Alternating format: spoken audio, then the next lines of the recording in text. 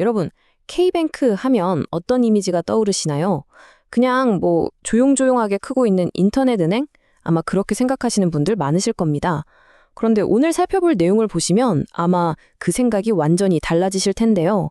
이 조용했던 은행이 진짜 말도 안 되는 극적인 턴어라운드를 해내면서 지금 핀테크 업계에 숨겨진 보석으로 강력하게 떠오르고 있거든요. 그 매력적인 스토리, 지금 바로 파헤쳐보겠습니다.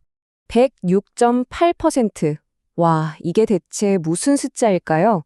바로 2026년 1분기 K뱅크가 전년 대비 기록한 순이익 증가율입니다. 이익이 1년 만에 2배 넘게 껑충 뛰었다는 뜻이죠. 단 1년 만에 대체 어떻게 이런 놀라운 점프를 만들어낼 수 있었을까요? 이 106%라는 어마어마한 점프를 실제 돈으로 환산해 보면요. 1분기 순이익만 무려 332억 원에 달합니다. 상장 이후 첫 성적표인데 이게 그냥 어쩌다 한번 대박난 게 아니라는 게 핵심이에요. 시장에서는 이걸 본격적이고 지속적인 이익 폭발의 신호탄으로 보고 있습니다. K뱅크가 드디어 제대로 된 수익 창출 궤도에 올라탔음을 강력하게 증명하는 지표인 셈이죠. 여기서 아주 흥미로운 비교 포인트가 하나 있습니다. 업계 1위인 거대한 골리앗, 카카오뱅크랑 비교해보는 건데요. K뱅크가 카카오뱅크 대비 자산이나 수신 규모는 한 40% 정도 되거든요. 그런데 이익 면에서는 23.4%에 그치고 있습니다. 그럼 수익성이 너무 떨어지는 거 아니냐고요? 에이, 반대로 생각하셔야죠. 이건 앞으로 폭발적으로 성장하면서 마진을 끌어올릴 수 있는 거대한 잠재력이 그만큼 텅텅 비어있다는 뜻이거든요. 그렇다면 이 어마어마한 잠재력을 터뜨릴 K뱅크의 진짜 핵심 무기는 뭘까요? 바로 SO호 대출입니다. 소호, 그러니까 스몰 오피스, 홈 오피스의 약자인데요. 쉽게 말해 개인 사업자나 소상공인 사장님들을 타깃으로 한 대출입니다. 기존에는 가계대출 위주였는데 이제는 이 소호 대출에 완전히 집중하면서 남들과는 확실히 다른 아주 강력한 성장 엔진을 장착해버린 겁니다. 이게 얼마나 강력한 엔진인지 수치로 딱 보여드릴게요. 2026년 1분기에 K뱅크의 전체 대출 성장액이 3,763억 원이었거든요. 그런데 놀라지 마세요. 소호 대출 순 증가액만 무려 4,420억 원을 기록했습니다. 네, 맞습니다. 다른 쪽 대출이 오히려 감소했는데도 소호 대출 혼자서 그 마이너스를 다 씹어먹고 전체 성장을 하드캐리했다는 증거입니다. 의심할 여지 없는 성장의 원톱 에이스인 거죠. 여기서 눈치 빠르신 분들은 분명 이런 의문이 드실 겁니다. 아니, 대출을 저렇게 급격히 늘리면 부실 위험 터지는 거 아니야?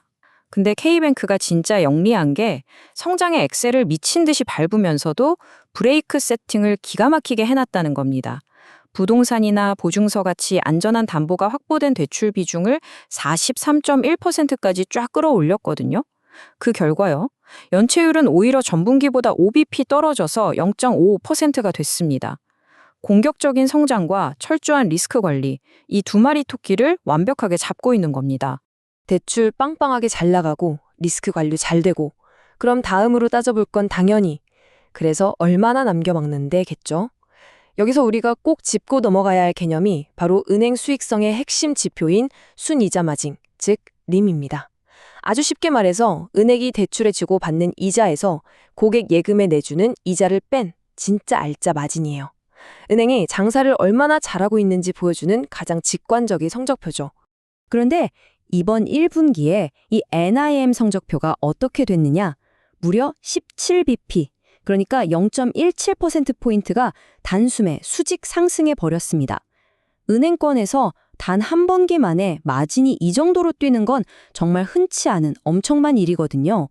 이 상승 덕분에 K뱅크의 전체 순이자 마진은 1.57%라는 아주 수익성 높은 구간으로 껑충 올라섰습니다. 아니, 대체 무슨 마법을 부린 걸까요? 그 해답은 바로 대출 포트폴리오 구조에 숨어 있습니다. K뱅크는 전체 대출의 무려 70%가 변동금리예요. 게다가 대출의 60%는 1년마다 금리가 새로 세팅되죠. 이게 왜 대박이냐면 시장 금리가 올라가는 타이밍에는 그 올라가는 상승분을 아주 빠르고 즉각적으로 대출이자에 싹 다 반영할 수 있다는 뜻입니다. 시장의 흐름을 내 지갑 속 수익으로 곧바로 직결시키는 정말 환상적인 포지셔닝인 거죠. 게다가 버는 건 팍팍 늘리면서 새는 돈은 또 확실하게 틀어막고 있어요.